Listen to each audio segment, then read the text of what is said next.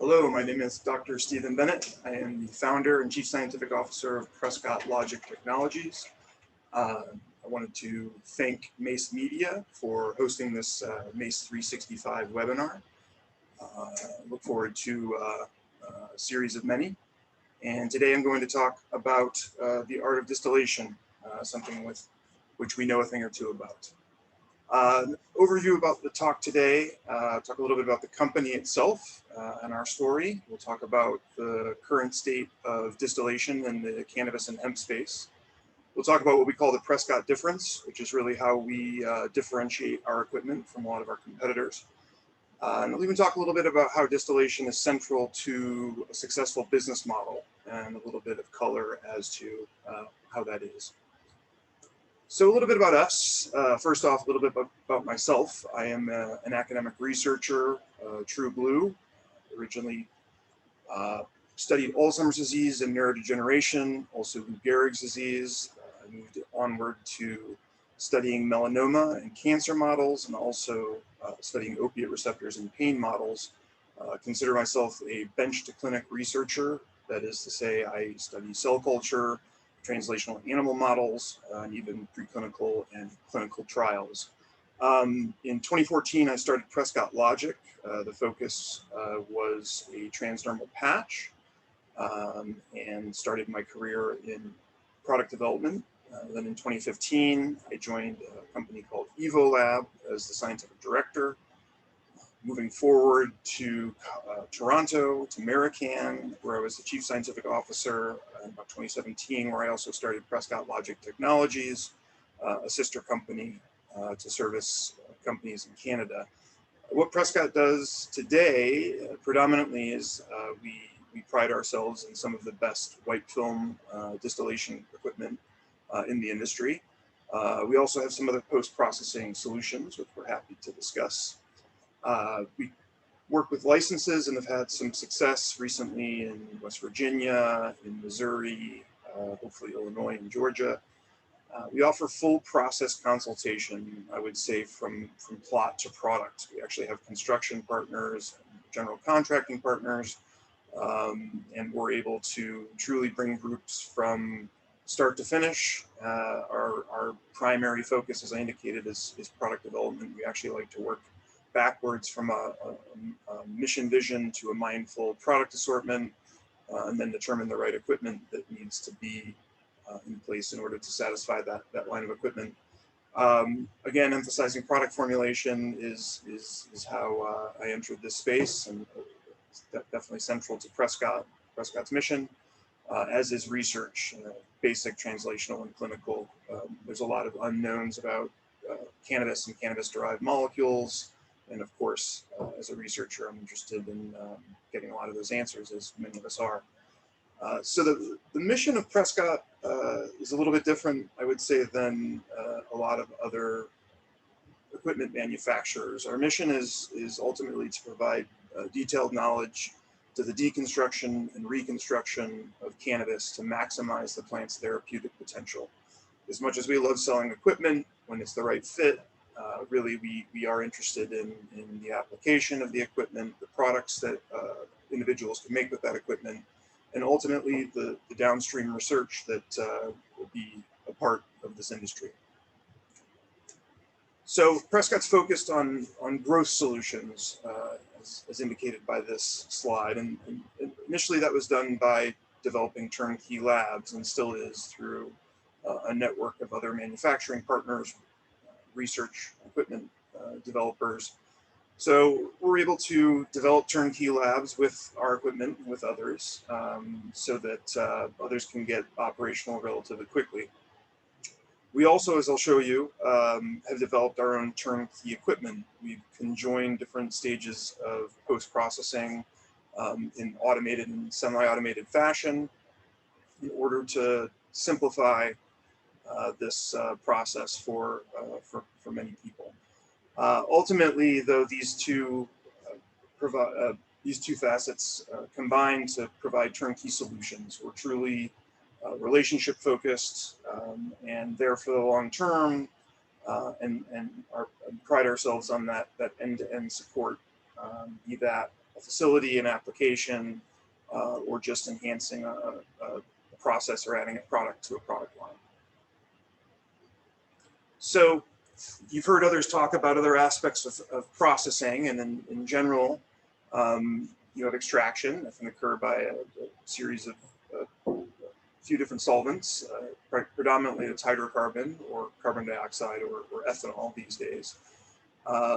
Depending on how things are run, typically winterization, exposures to temperatures of -40 Celsius for 24 to 48 hours or longer, where the material is then filtered and solvent is recovered through a falling film or rotary evaporator. The oil is then decarboxylated if it's not prior, at which point it can be fractionally distilled, that is to say, separated by boiling point. All of this is in prelude to preparative chromatography in instances where groups are focused on purifying cannabinoids, not just THC or CBD, but some of the rare cannabinoids. Preparative chromatography is a technique that would be selected to isolate those from the distillate itself. But we're focused on distillation. So a little bit about distillation. Put simply, distillation is thermal separation. That's separation by boiling point. And it's done in a couple ways. Outlined here are simple, or not ironically, pot distillation, and also compound distillation, which is what we're focused on at Prescott, or molecular distillation. And as indicated, this can be a batch-to-batch process or a continuous and automated process. So to describe simple pot distillation, if you were to take a mixture of, to the right, salt water, or I think of ethanol and water, ethanol boils off at a much lower temperature than water, I think a little bit below 80 degrees Celsius.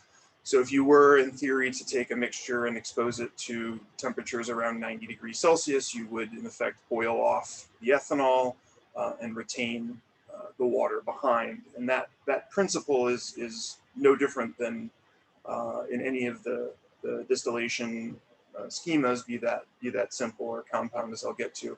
So the example on the right is using salt water to distill the water from, and again, upon application of heat, allows that water to boil off, the heavier salt stays behind, and as that vapor trail travels, it's condensed by this external condenser, and then the water is able to be recollected in a pure form. As indicated, this schematic above shows a standard benchtop distillation setup that people refer to as short path.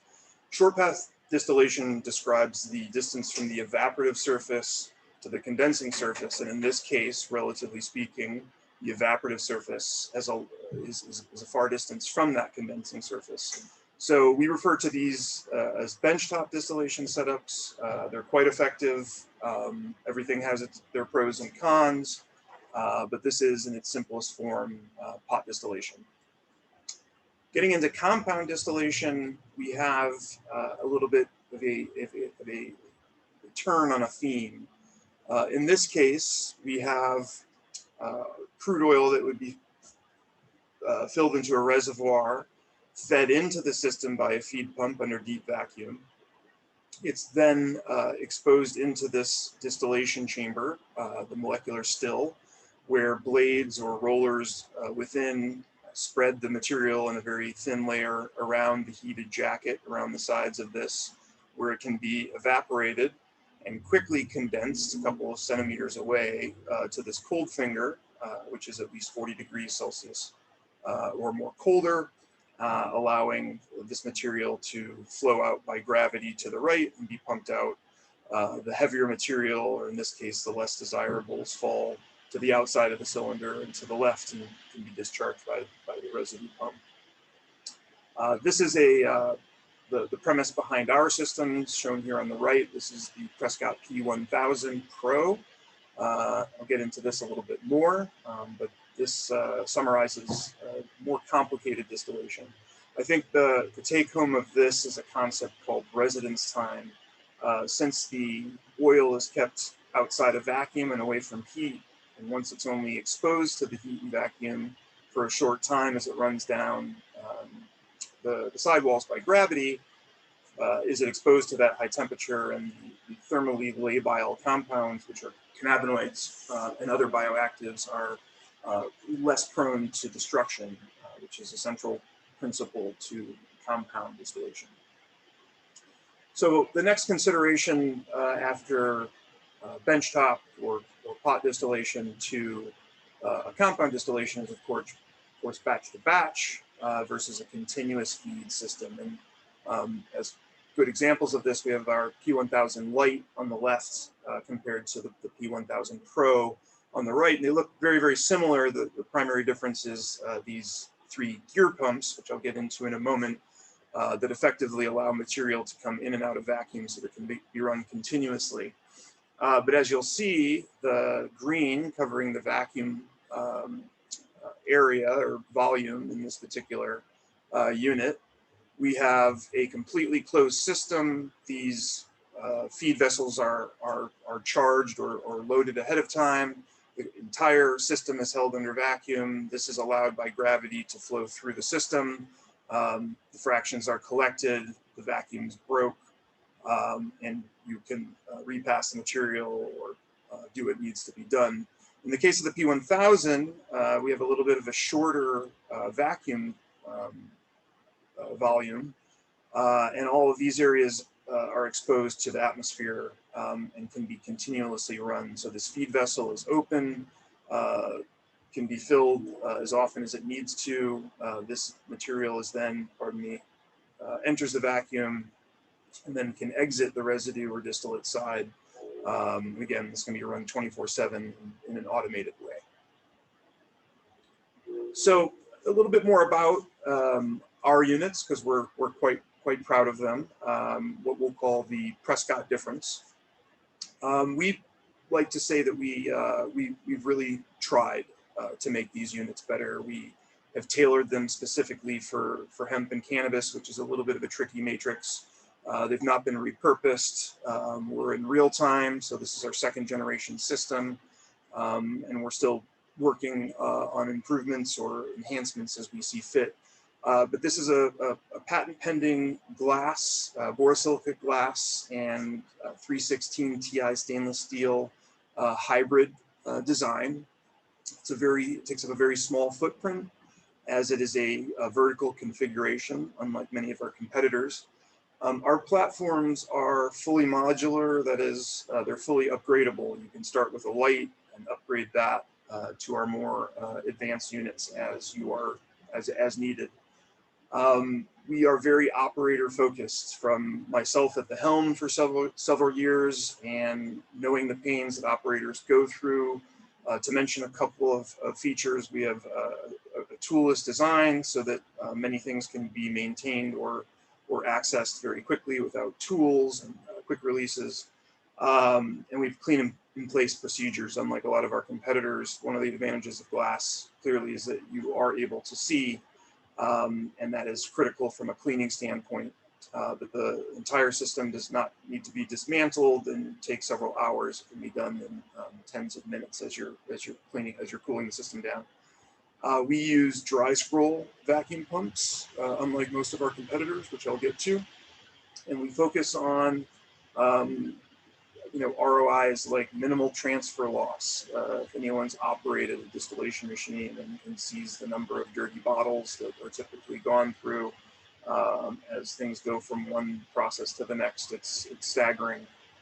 We focus on very little holdup in the systems and automation and as little loss in the process as we can.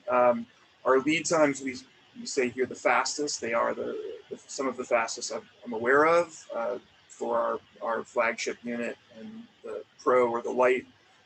Typically, we're talking about 2 weeks or so, depending on customs. We have a German manufacturing partner, but we're pretty much ready to ship within a week of a fully paid order.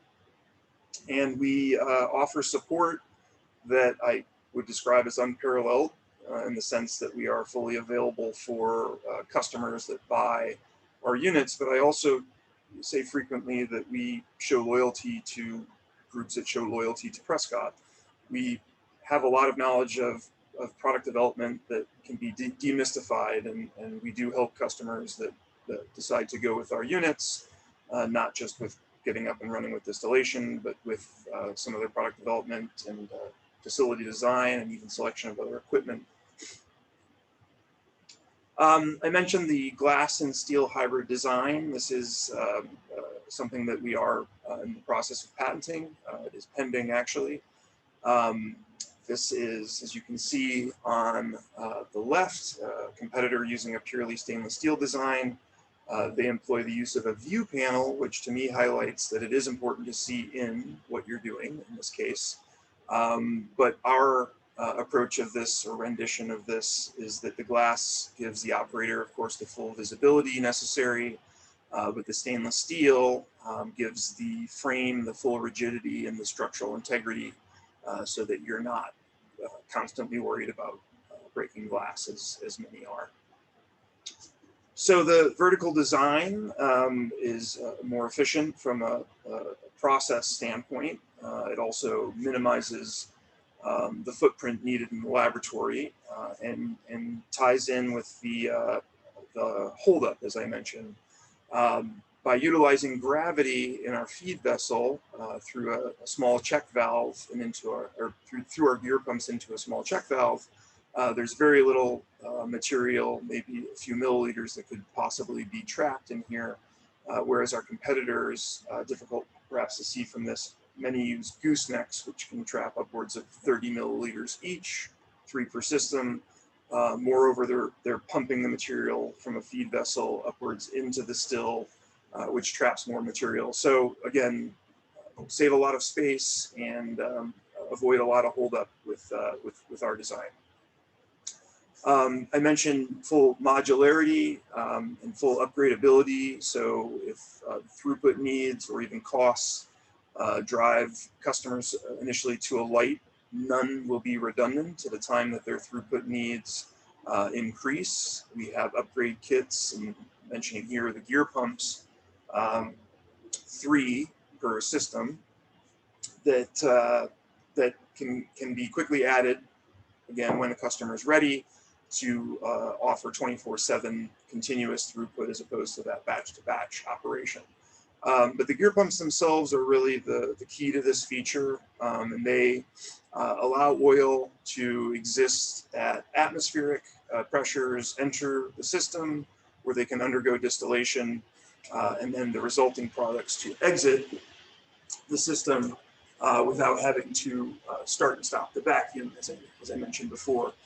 So this allows the user to shift from what's a manual process to an automated, and this automation, in fact, is what is necessary for GMP. And we do offer GMP packages for our units, with all the paperwork, gaskets, everything, so that operators can be GMP compliant from the get-go. And without this automation, it's very difficult to achieve true GMP, but our units are ready for GMP.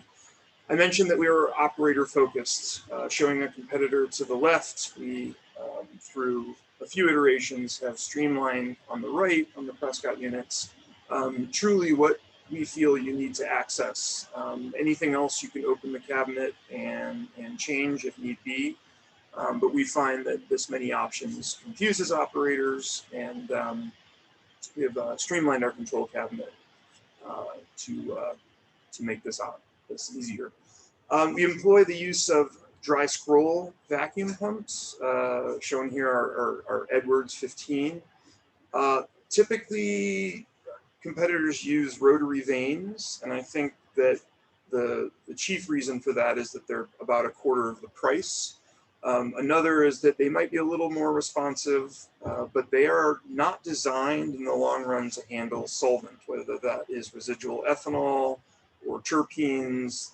The way that the rotary vane vacuum pumps function is they have pardon me, a reservoir of oil, lubricating oil, and as air is, as this motor is run, it utilizes this lubricating oil, which all of the air is brought through. So any light volatiles, including ethanol or terpenes, are actually contaminating this oil, which causes very fast wear on the gaskets and the parts. In my past, I was rebuilding these on a weekly basis and probably repurchasing them on a monthly basis. So effectively, rotary vanes become, for heavy users, heavy operators, they become consumables. We opted for dry scroll pumps. In the case of a dry scroll, the motor turns two exactly opposite screws against each other, creating small compression pockets as shown in the schematic, and then also discharge processes, which allow suction to occur without lubricating oil. And in fact, they are designed, this collection vessel, in the event that excess ethanol is in this, they're designed for the ballast to be open and to handle the solvent rather than be damaged by them, with very little maintenance, relatively speaking. I mentioned transfer loss with our competitor to the left. A very obvious situation with these red transfer lines is that the material often needs to make a lot of passes, and this is obviated in the P1000 and our designs by utilizing gravity, is that we're not pumping from one to the next. There's a gear pump that's pumping this material into the system, but it is still gravity enhanced and not gravity negated as a horizontal design. We have a very streamlined cleaning procedure, as I mentioned, using this as well, where a stainless steel, you are fully disassembling the unit to clean.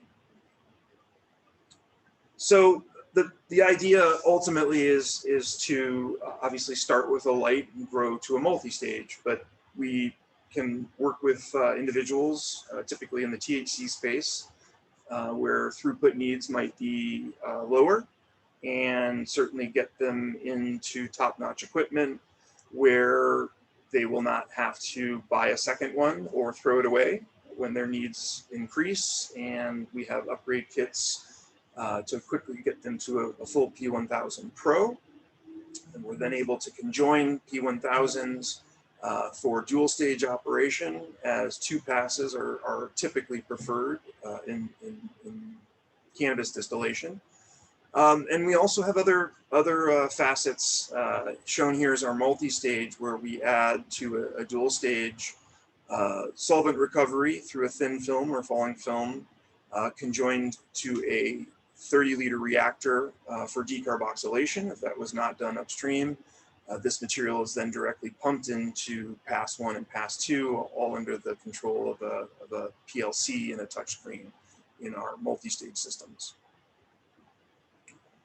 So in a general way, as proud as we are about Prescott distillation, we think that distillation itself is of very high value to cannabis and hemp processing companies. Primarily, it is a very safe way of refining less marketable, maybe less attractive concentrates into something that's relatively standardized, enhanced in shelf stability, and lends to good manufacturing practices, GMP. The footprint is small as it's so potent, so that lends to direct ease of formulation, and it's also pretty consistent from batch to batch, which lends to the product consistency and the uniform experience that everybody's looking for on the production side. Overall, this provides processing efficiency as companies can coordinate all of their efforts, even through cultivation, but material that is, for instance, destined for capsules does not need to be laden with terpenes that might otherwise be better served in vaporizing carts. And so that type of efficiency only can be achieved with distillation. Extraction alone, you're quite limited. So as we talk about refinement of cannabis extracts, I think it's important that groups, of course, in their product assortment, focus on selling dried plant material when possible, even a crude hash or an RSO or Rick Simpson oil, something from a crude extract. And the less effort that goes in, even with hydrocarbon, of course, the better the profit margins typically. As is the case, a lot of material needs a little bit more attention.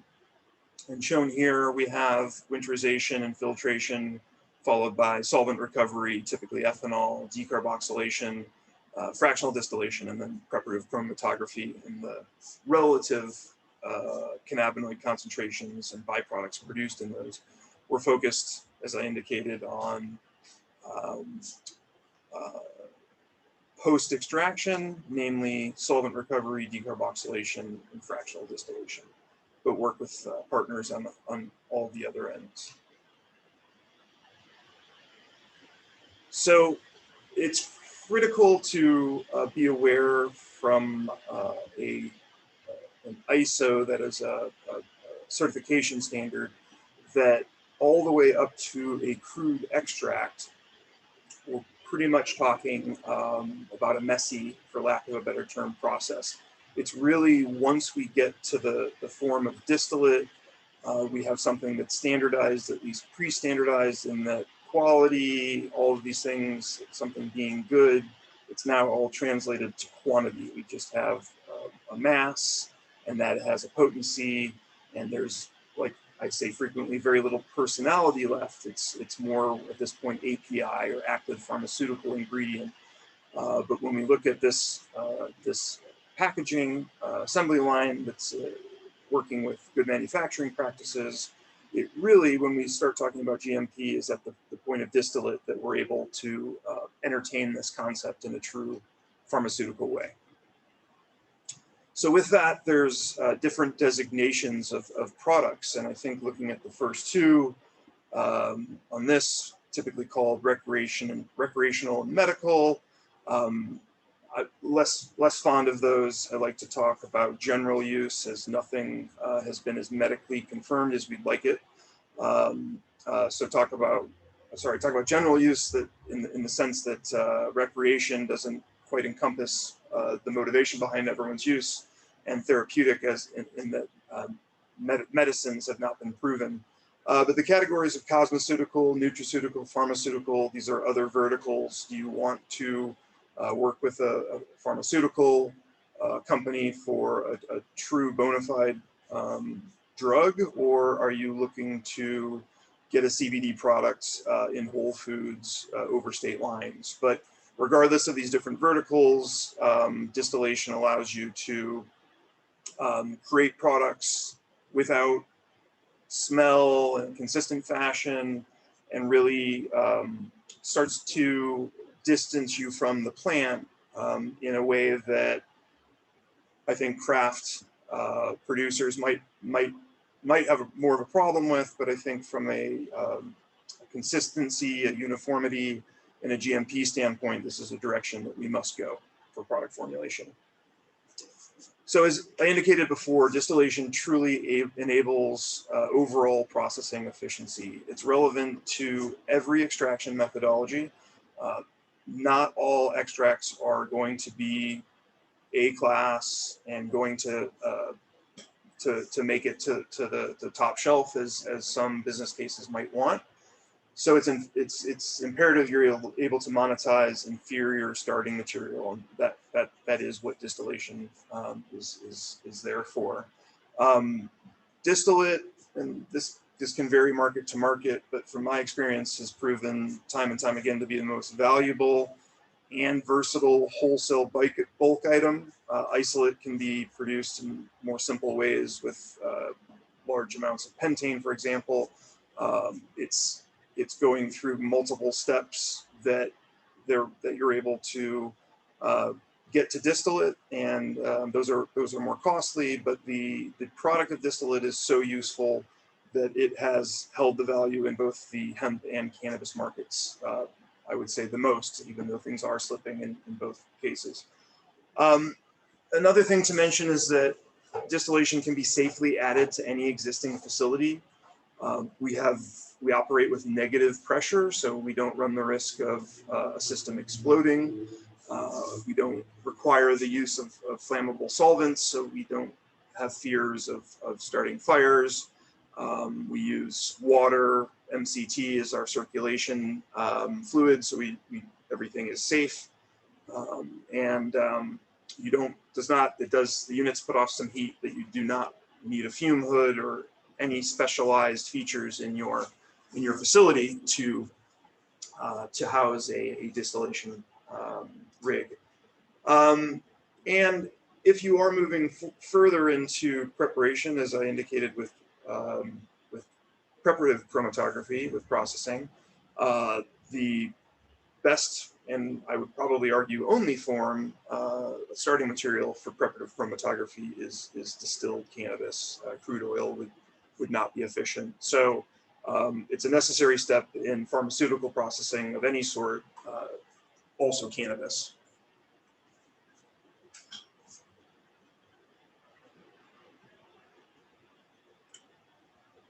So that's really all that we have today. I encourage any questions, and if not answered today, please feel free to reach out. Thank you once again to Mace Media for having us, and I look forward to seeing everybody in person once the world resumes to normal. Thank you so much.